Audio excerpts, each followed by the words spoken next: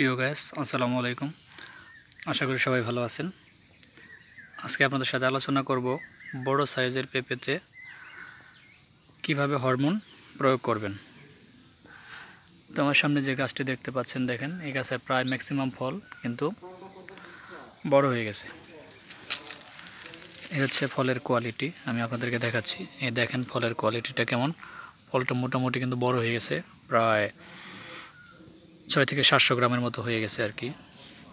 এটা প্রায় 1 কেজির মতো।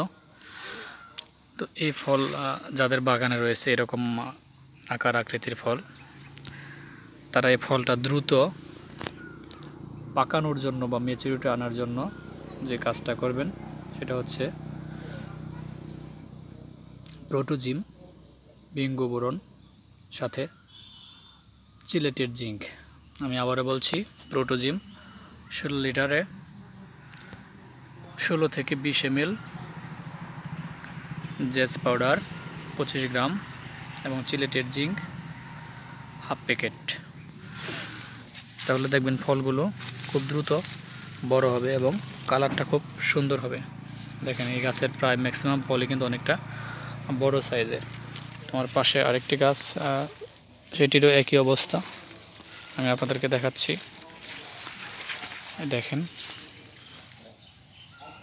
ফল কিন্তু অনেকটাই বড় হয়ে গেছে আর কি।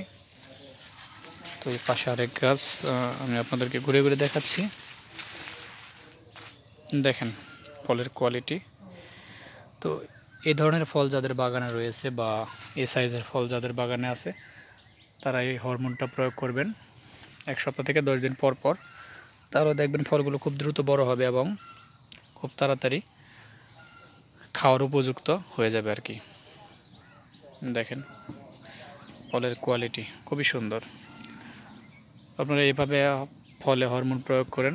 আর নতুন নতুন ভিডিও পাওয়ার জন্য অবশ্যই আমার চ্যানেলটাকে সাবস্ক্রাইব করবেন, লাইক, কমেন্ট, শেয়ার করবেন। ধন্যবাদ সবাইকে। সবাই ভালো থাকেন, সুস্থ থাকেন। আজকের মতো এখানে বিদায় নিচ্ছি। আল্লাহ হাফেজ।